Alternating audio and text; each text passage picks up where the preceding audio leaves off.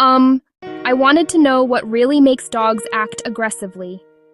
It is a question that brings so much worry to so many dog owners. It's a heavy question, one that often comes with a knot in your stomach because the stakes feel so incredibly high. You love your dog, but you're also responsible for their actions, and that can be a terrifying place to be. I hear it all the time, in different forms, from people who are at their wits' end. It often starts with, "My dog is lovely, but..." That "but" is where the fear lives.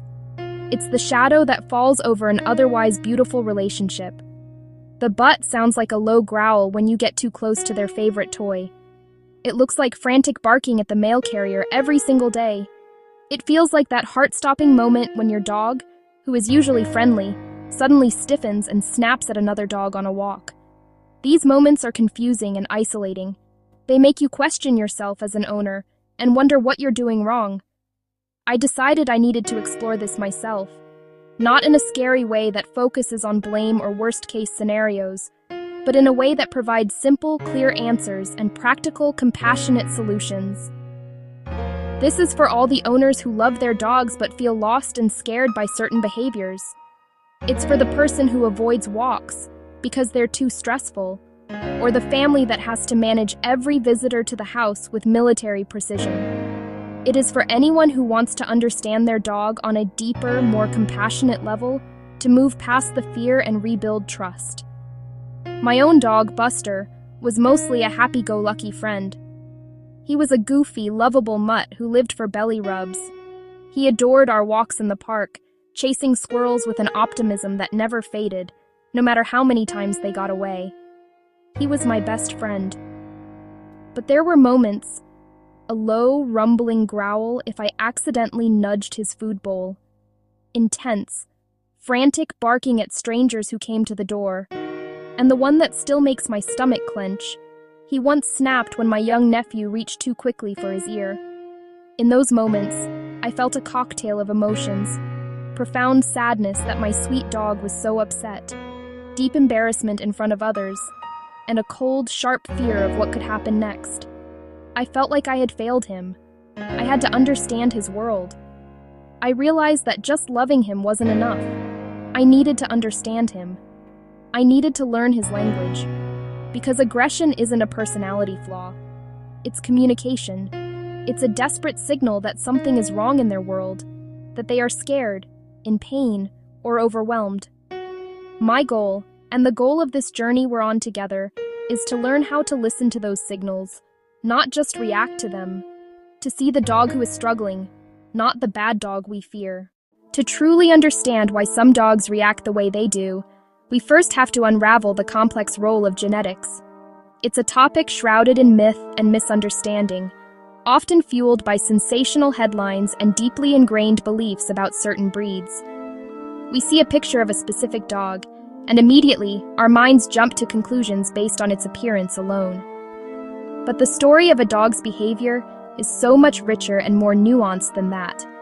The most common misconception is that certain breeds are inherently bad or aggressive from birth. This idea of a dog being a ticking time bomb because of its pedigree is not only unfair, it's scientifically inaccurate. Aggression isn't a breed trait.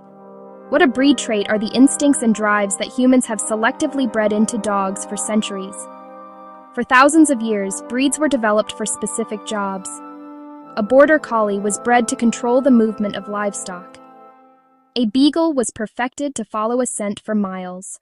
A Siberian husky was engineered for endurance to pull sleds across vast, frozen landscapes, and a Jack Russell Terrier was shaped to be a tenacious hunter of vermin. These jobs required specific traits: intelligence, endurance, a strong prey drive, or a natural wariness of strangers. These aren't flaws, they are finely tuned instincts written into their genetic blueprint.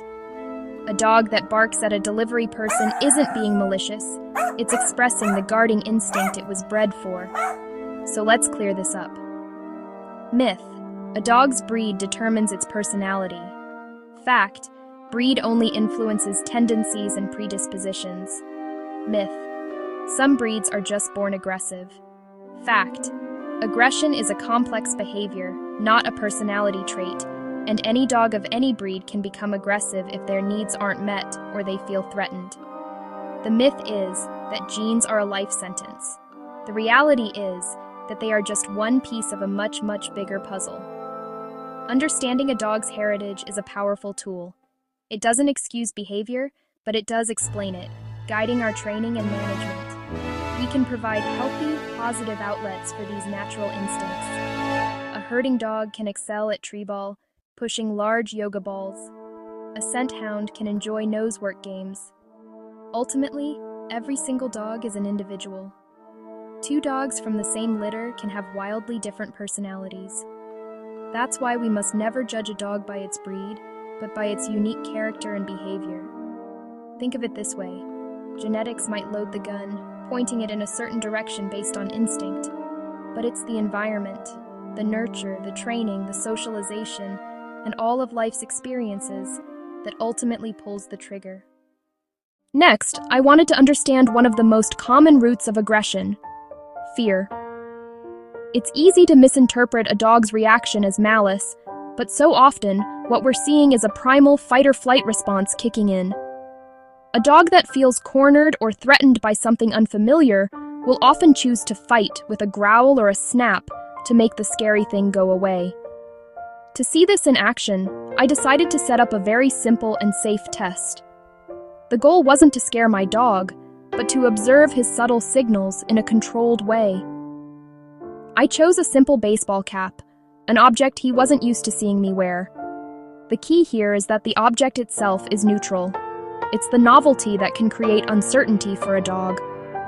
With him resting comfortably, I slowly moved the cap toward him, watching his body language like a hawk.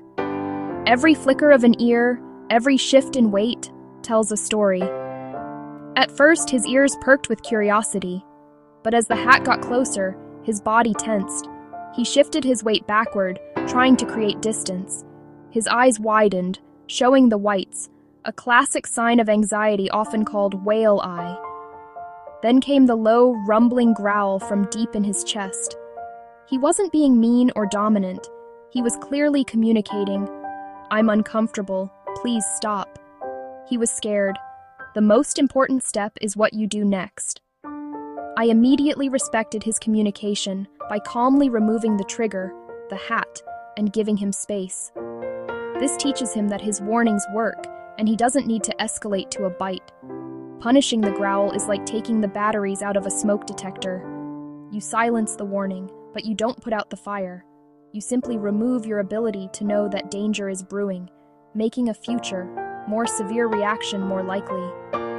Another common form of fear-based aggression is resource guarding. This is when a dog acts defensively to keep control of a valued item, like a toy, a bone, or their food bowl.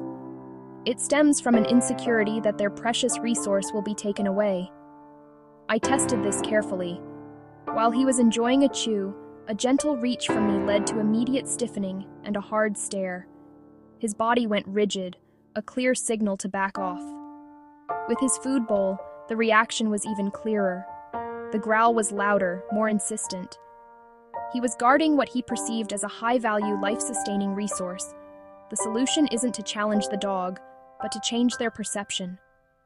You need to teach them that your approach doesn't mean losing something, but gaining something even better. This is where you teach the trade. I started by offering a super high-value treat, like a piece of chicken, in exchange for a less valued toy. Over many sessions, you build a new association. Human approaches, I give up my item, and I get something amazing in return. Over time, giving things up becomes a positive, even happy experience. The fear and guarding behavior begin to fade, replaced by trust. So, to recap, watch for subtle body language, respect the growl as a warning, and change the underlying emotion from fear to trust through positive association. Then, I explored socialization. A well-socialized dog has many positive experiences with different people, places, sounds, and animals, especially in puppyhood. I set up a controlled, calm dog meetup and watched closely. Hesitation faded into a tentative wag. Myth? It happens on its own. Truth, ongoing, positive, controlled exposure builds confidence. Safe, happy meetings teach that the world is fun. I gently handled him all over. He flinched at his back left leg. A vet later found mild arthritis. Pain is a huge, overlooked trigger. Even kind dogs may snap. Past trauma lingers. A backfire sounds like danger. A raised hand looks like a strike. These dogs need patience, predictability, and positive reinforcement to rebuild trust. Aggression is a ladder of signals. Many small warnings before a growl, then snaps, then a bite. Our job is to notice early and de-escalate. Start a behavior journal. Time, place, who was there, and what happened right before the reaction. Prioritize safety with leashes and, when needed, a basket muzzle. It protects and lowers stress. Teach and reward calm. Catch your dog being good. Mark quiet moments and celebrate good choices. Use positive reinforcement, treats, praise, and toys.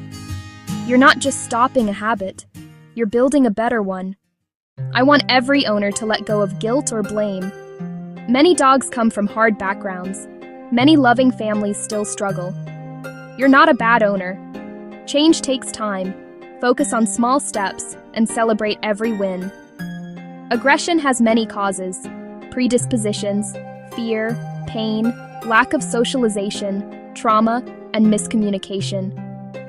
Most dogs can learn and improve with patience, a plan, and kind methods. Identify triggers. Manage with leashes, gates, and muzzles. Ask for help from qualified, force-free pros. Your dog isn't defiant. They're communicating. Be their patient teacher and safe harbor. If this helped, please like, share, and comment your experience. Join us for more pet care tips, subscribe, and help more dogs live happily with their families.